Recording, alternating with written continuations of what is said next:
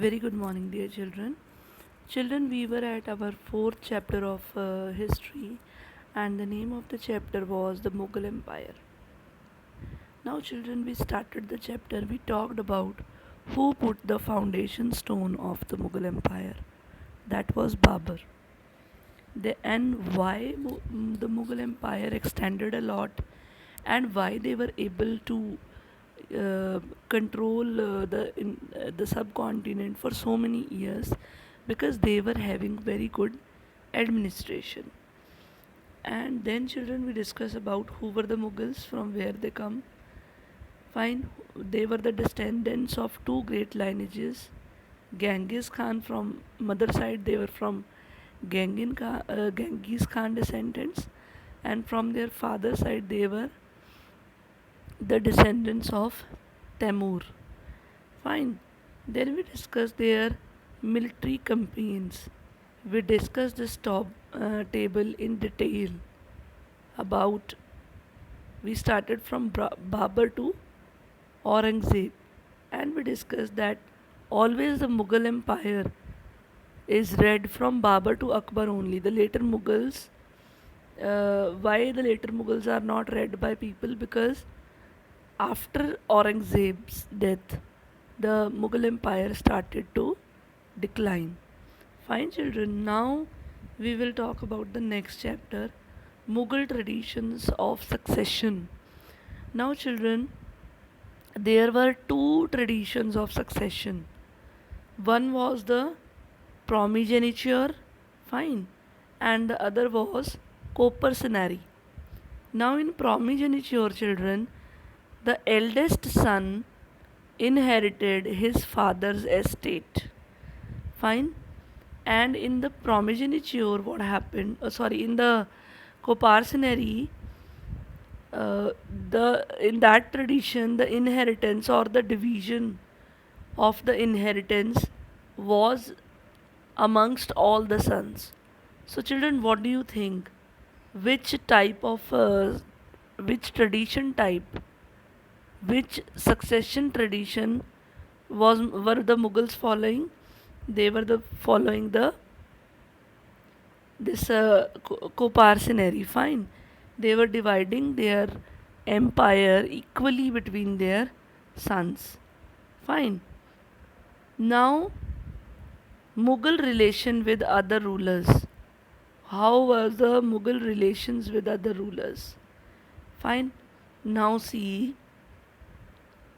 when you take a look of our table 1, you will notice that the Mughal rulers campaign constantly against the ruler. Now, those who were accepting their authority voluntarily, they were not having any military campaign on them, but those who were not willing to, follow their authority, the Mughals were having military campaigns against them. Now, there were rulers, those who were coming up their self, and they were joining the authority of the Mughals. Now, the Rajputs, they are the good example of that. Why? Because many of them, they married their daughters into the Mughal families, and they got high position for this. But there were others also, those who resisted, those who were not willing to do that. So one such example is Sisodia Rajputs. Fine. So they refused to accept the authority for a long time, and then they were defeated. After defeating also, the Mughals used to treat them very honorably, and they gave them Watan, that's the land, and the assignment was Watan Jagir. Fine. The assignment of the land, that was known as Watan Jagir. The careful balance between defeating but not humiliating their opponents enabled the Mughal children to extend their influence over many kings and chieftains. Now, why they were able to control for a long time? Because they were defeating also, but they were not humiliating their opponents. So that's the reason why they were there for a long time. Fine. But children, obviously it is very difficult to keep the balance. So in table 1 you have read that how Aurangzeb insulted Shivaji. Fine. when he came to accept the Mughal authority. So, and Shivaji at that time he accepted the authority, but afterwards uh, he started a military campaign against Aurangzeb. Fine, now the Mansabdars and the Jagirdars. Fine. Now, children, as the empire was expanding a lot, now obviously the Mughals they required lot of people in their administration. So previously they were believing on the Turkish nobles, that is the Turanis. But now they started to include Iranis, Indian Muslims, Afghans, Rajputs, Marathas, and other groups. All these groups they joined the Mughal services, and their recruitment was as Mansabdars. So they were the Mansabdars. Now, what do you mean by Mansabdar? It refers to an individual who holds a Mansab. And what's a Mansab means? Position or a rank. A person who's having a position or a rank in the Mughal Empire. So that person is known as Mansabdar. Fine. Now it was a sort of grading system to fix the rank of a person, to fix the salary of a person, and to fix the military responsibilities. Fine. Now, rank and salary were determined by the numerical value called Zat. So, there was a numerical value Zat. The higher your Zat will be, the more prestigious your position will be, and the more will be your salary. Fine. Now just see here Zat ranking. Nobles with a Zat of 5,000 were ranked higher in than those who were having 1,000. In Akbar's reign, there were 29 Mansabdars with a rank of 5,000 Zat. By Aurangzeb reign, what happened? It reduced to only 79. Now, children, see the military. Now the Mansabdar's responsibilities were to maintain the, you know, they were maintaining the military, and they have to maintain the specified number of Sawars and the cavalrymen. Now the Mansabdar used to brought his cavalrymen, that is the Ghudsawars, for their review and to get them registered and to get their horses branded, and then they used to receive the money to pay them as salaries. Fine. The Mansabdars received salaries as the revenue assignments of called Jagirs. Now they were having Jagirs, and from those Jagirs, the revenue was collected, and then their salaries were paid. Now the Jagirs were somewhat like Iktas only, as we had read in the previous chapter, Iktas. But what was the difference? The Muktis used to stay in their Iktas, they were collecting all the revenue, but the Mansabdars were not living in their Jagirs. Fine. And even they were not administering. They just had a right of to the revenue for the assignments, which was collected. This revenue was also collected by their servants. So they were not there. They were not residing in their Jagirs. Rather, they were posted in they were serving in some other parts of the country. Now, children, in Akbar's reign, these Jagirs were very carefully assessed. They used to assess them very carefully, so that what can happen, so that their revenues were roughly equal to the salary of Mansabdar. So whatever revenue is collected, so the salary should be equal to the Mansabdar. Now by the Aurangzeb reign, what happened? In his case, the actual revenue collected was very less than the granted sum. Fine. So there was a huge increase in the number of Mansabdars that time, and they had to wait for long time to receive a jagir. And the other factors created shortage of number of jagirs. As a result, so whoever became the jagirdar, they wanted to extract as much as revenue possible from their jagir. Fine. So Aurangzeb was unable to control all these developments in the last year of his reign, and the peasantries were suffering tremendously. They were suffering a lot because this Zagirdars, they were collecting a lot of revenue from them. Now, Zabt and Zamindar. Now, children, the main source of income to the Mughal rulers were the tax. Whatever tax the peasantries were paying on their produce, that was a source of income. Now, in many places, children, what happened? Peasants paid taxes through their rural elites. So, there were the people like headmen or the local chieftains.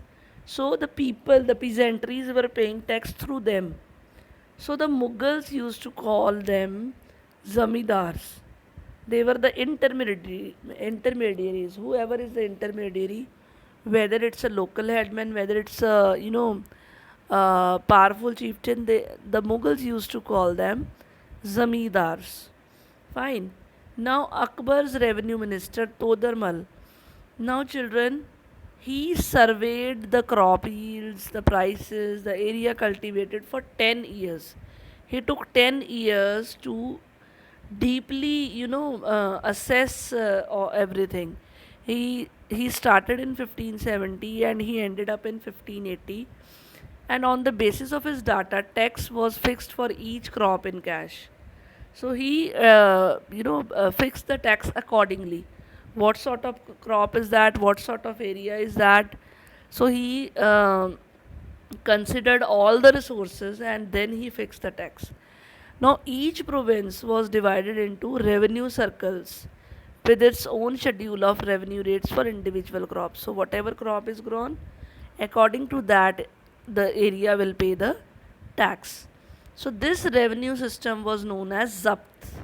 So, this revenue system was known as Zapt, children.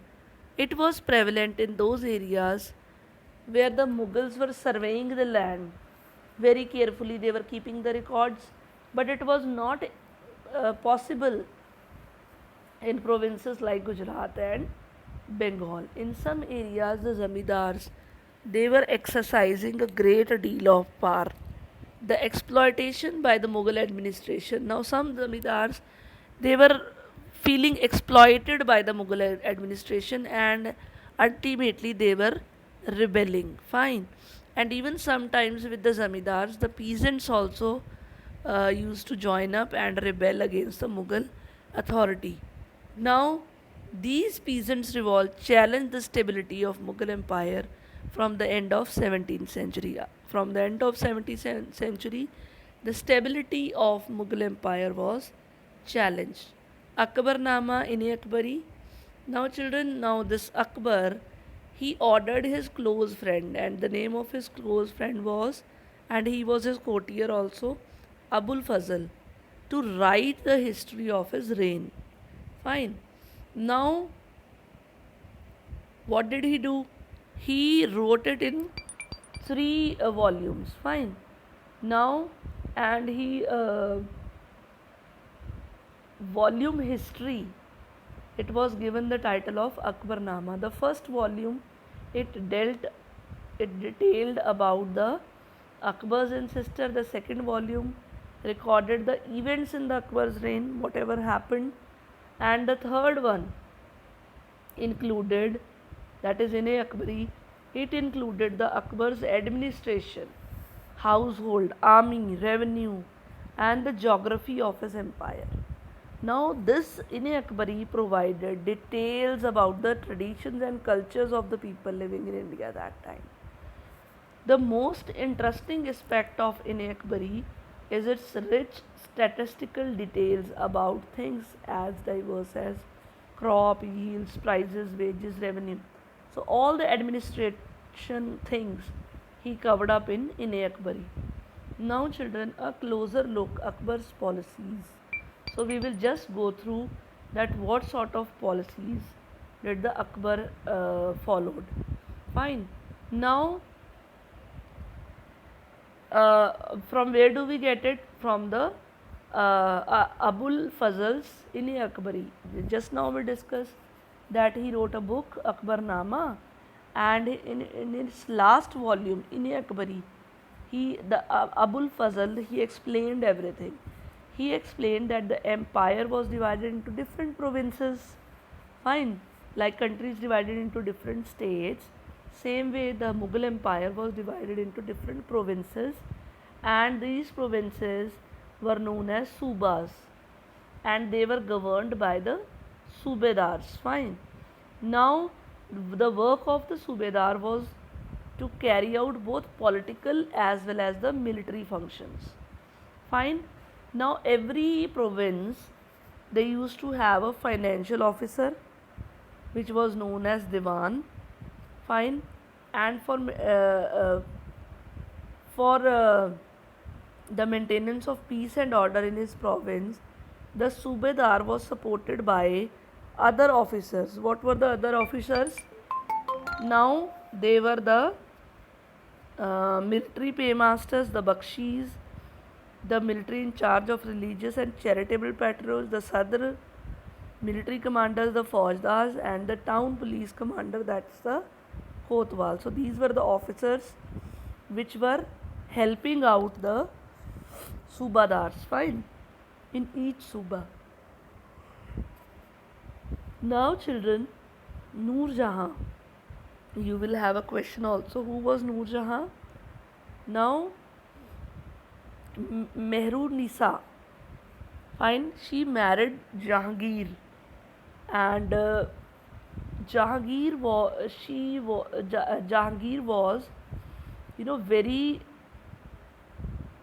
very in love with Noor Jahan. Fine, he married her. Now this lady was also very loyal and supportive to the monarch. Even what he did, he minted coins also, and he put his name on that, and he made some seals also. Fine, on which the Noor Jahan's name was there. Now, children, Akbar nobles commanded large armies, and they had access to large amount of revenue. Fine, they were very loyal to their empire function. They were the empire was functioning very efficiently, but I told you at the end of the 17th century, many of their nobles, they became independent. They made their independent networks, and their loyalties to the empire were somewhere weakened by their own self interest. They talked about their own self interest, and they forgot to think about the empire. Fine.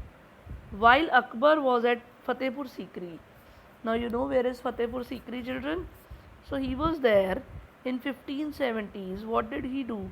He started the discussions on religions.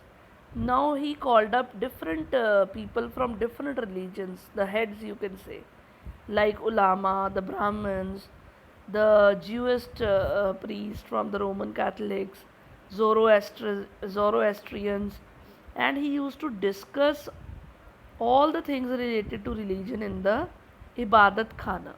Fine. And he was interested in the religion and social customs of different people. Yeah, I know. I told you he was having religious tolerance.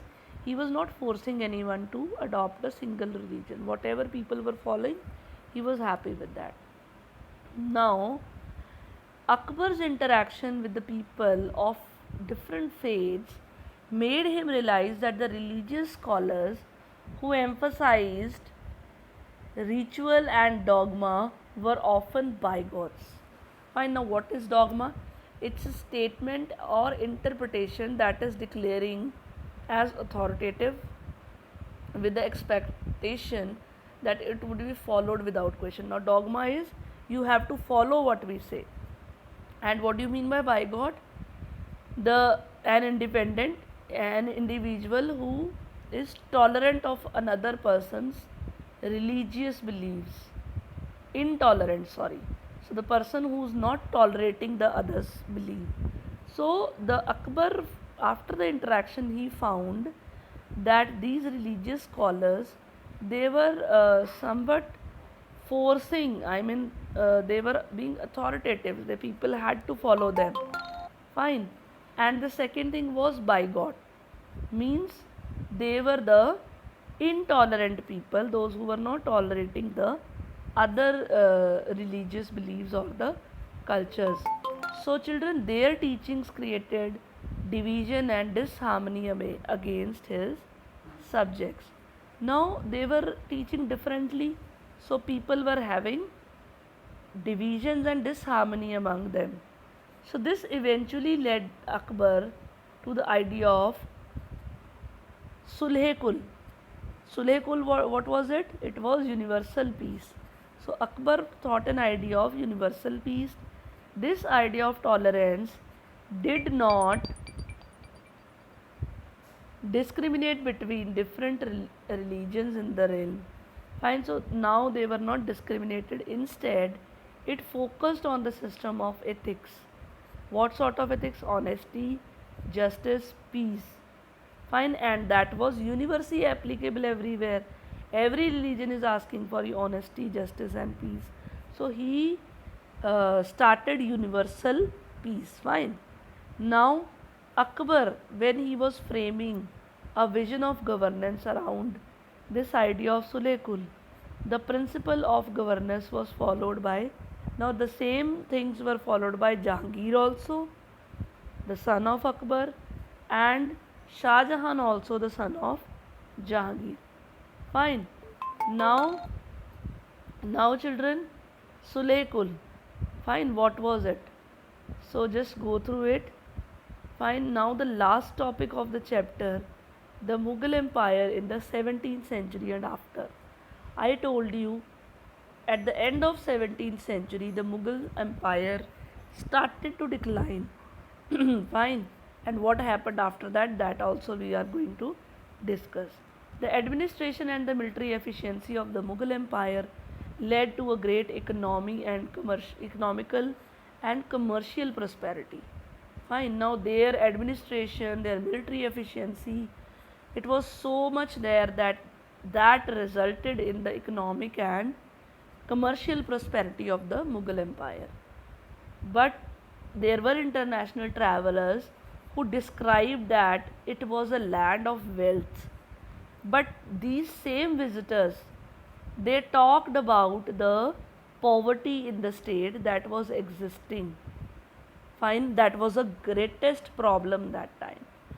These inequalities were uh, very much there. The documents from the 20th year of Shah Jahan's reign. Now we are talking about Shah Jahan's reign. The documents tell us that the highest ranking Mansabdars at that time, they were only 445 in number, whereas they were 8,000 previously. So this small number, a mere 5.6% of the total number of Mansabdar, it was just 5.6, and they were receiving 61.5% of the total estimated revenue of the empire as salaries and for themselves and their troopers. Fine. So the Mughal emperors and their Mansabdars, they spent a great deal of their income on the salaries and goods. They were spending a lot on salaries and goods.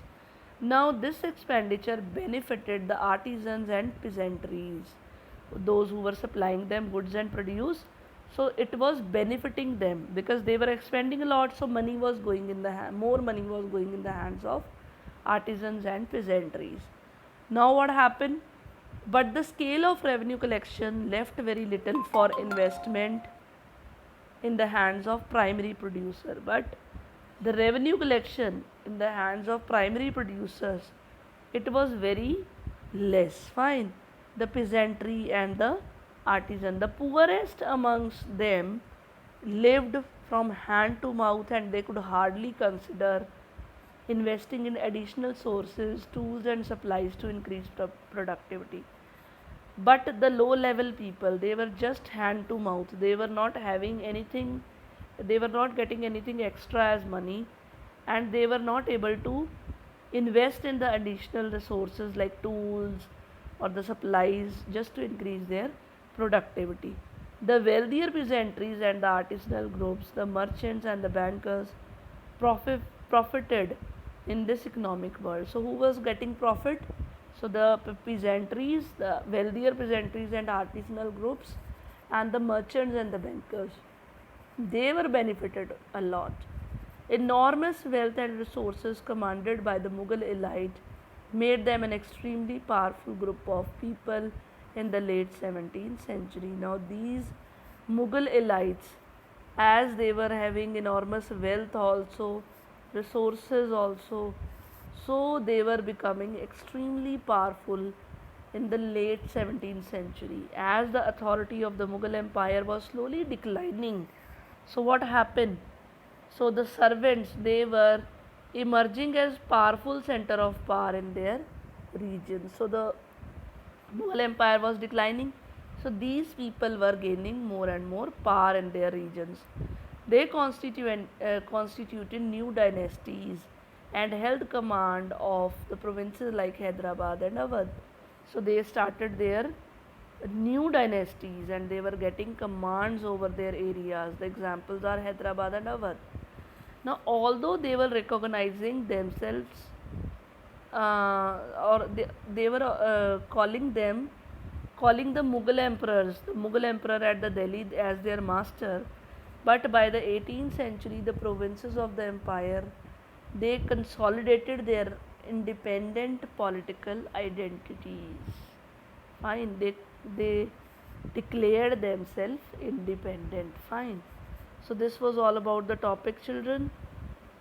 So let us quickly go through the, let's recall.